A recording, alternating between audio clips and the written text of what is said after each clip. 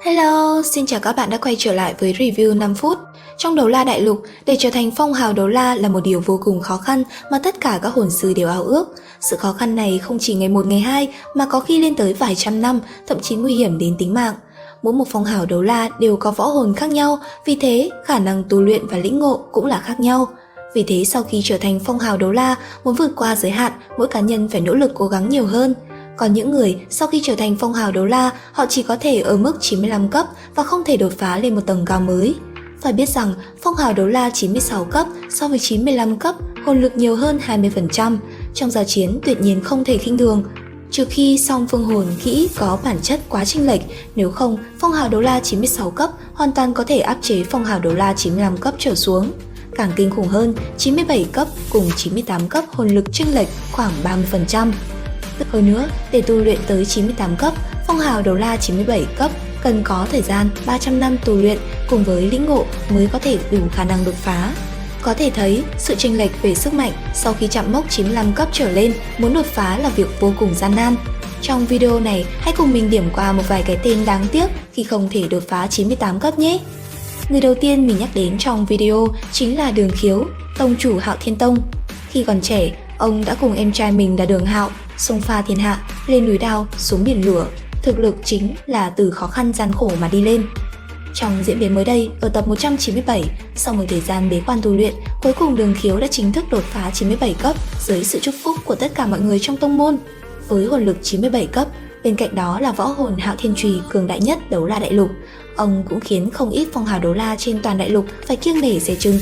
Thế nhưng do thiên phú tu luyện của ông đã đạt tới cực hạn, cho nên ông không thể đột phá lên cấp 98 được nữa. Điều này trong nguyên tác cũng đã được tác giả đề cập qua. Và người tiếp theo không ai xa lạ chính là Đường Hạo, phong hào đấu la trẻ tuổi nhất đấu la đại lục nhiều năm về trước. Ông được Đường Thần đánh giá là người có tiềm năng nhất Hạo Thiên Tông có thể tiếp cận được với thực lực thần cấp. Nhưng đáng tiếc, mọi điều tốt đẹp nhất của ông đã bị Vũ Hồn Điện hủy hoại. Trong thời gian ông cùng Đường Khiếu đi khiêu chiến mọi đối thủ trong thiên hạ đã gặp gỡ và nên duyên với A Ngân. Nhưng A Ngân là hồn thú 10 vạn năm hóa hình đã bị Vũ Hồn Điện nhắm tới. Vì thế sau cuộc truy sát đẫm máu này, A Ngân đã tự nguyện hiến tế, khiến ông rơi vào tuyệt vọng. Cũng từ đây, ông đánh mất bản thân mình, chọn cách quy ẩn giang hồ để tránh né tất cả. Đáng buồn hơn là tông môn lúc bấy giờ đổ hết tội lỗi lên đầu Đường Hạo, khiến ông cảm thấy có lỗi mà đoạn mất một tay một chân để trả lại 2 khối hồn cốt.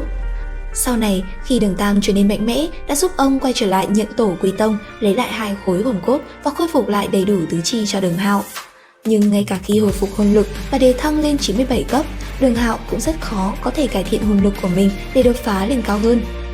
Nhân vật thứ ba mình đề cập đến chính là kiếm đấu la Trần Tâm, sở hữu võ hồn Thất Sát Kiếm, kế thừa từ phụ thân. Bản thân ông cũng có quá nhiều thiên phú.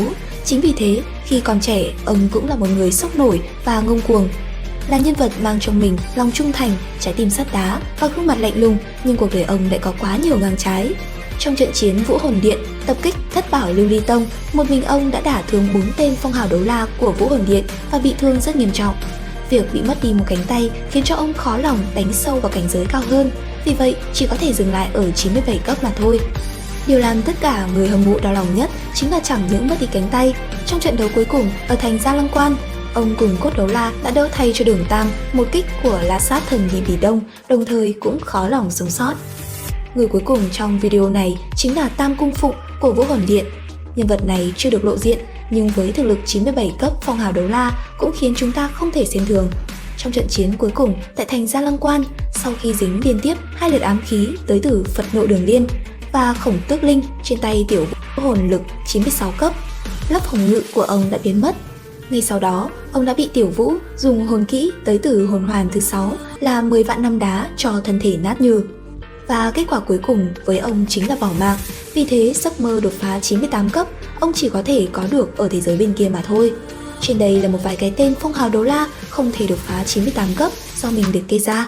Video dù còn nhiều thiếu sót, mong mọi người góp ý hoan hỉ dưới phần bình luận giúp mình nhé. Video đến đây là hết. Xin chào và hẹn gặp lại các bạn ở những video tiếp theo.